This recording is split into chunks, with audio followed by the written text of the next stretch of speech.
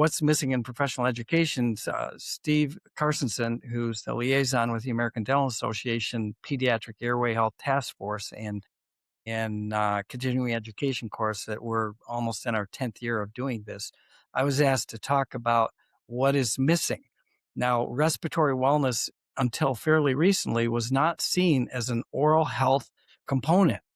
It's mainly plaque-mediated disease, gum disease and tooth decay. But respiratory wellness and malocclusion, they're highly connected, and I'm going to make an argument that we need to pay more attention to that.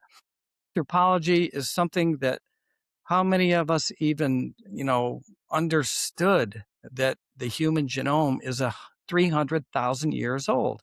It's not gone appreciable macrogenetic change in 300,000 years. That's a key thing.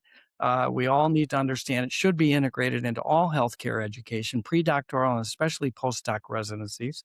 And the other thing is pediatric behavior guidance.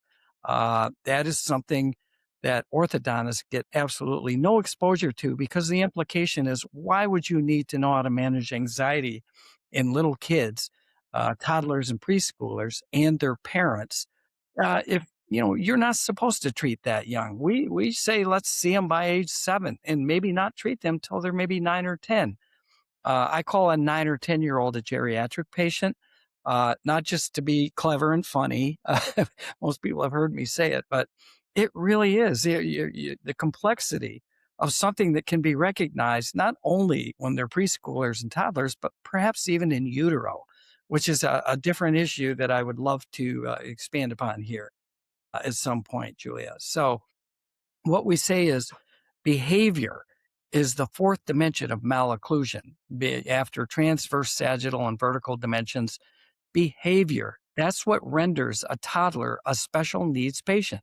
If they don't necessarily have to have a genetic syndrome. They're just little kids, age appropriate behavior under the age of 6, they're naturally curious and they're naturally sort of reluctant to really get comfortable in a novel healthcare setting. Well, pediatric dentists, we're trained in that. We give them injections. We pull their teeth. We do pulpotomies and crowns. Orthodontics is a cakewalk compared to some of the things we need to do to really get kids' trust and to calm them down and their parents. So this is just something that I can really defend with literature, not necessarily coming from dentistry and medicine, but anthropology. Kids are hardwired to want to please elders, meaning their parents, meaning authority figures. If you get the parents on board and you can convince them and show them that if their child has hypoplastic skeletal malocclusion, the teeth are victims, okay? It's dentofacial orthopedics. It needs to precede orthodontics. Ortho meaning straight, dontic meaning teeth from the Greek. Orthopedics. And I'm going to describe to you what the word orthopedics, where it comes from and what it really means. It's not what you think. This is one of my qualifications.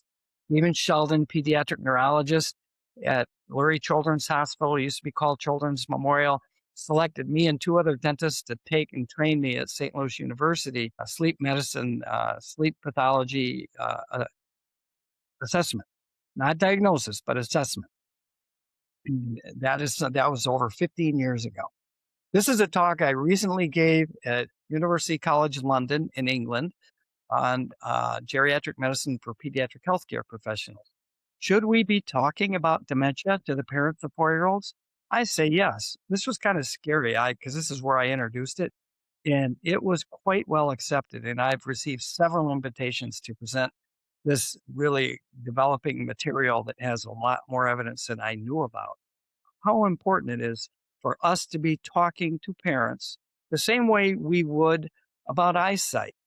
I mean, their eyesight, if we don't correct nearsightedness under the age of 6, that kid can suffer all kinds of psychological and systemic illness problems associated with an elongation of the axial length of the eyeball. right? That's what happens in nearsightedness. And if you don't correct it when they're young, it can end up with retinal detachment and all kinds of other macular degeneration, even blindness. So I take this very seriously, and I'm hoping I can arouse at least some curiosity in people. So anyway, this is where I just 2 weeks ago I was in Houston, and I introduced this concept. So you're going to be seeing a lot of material from that lecture.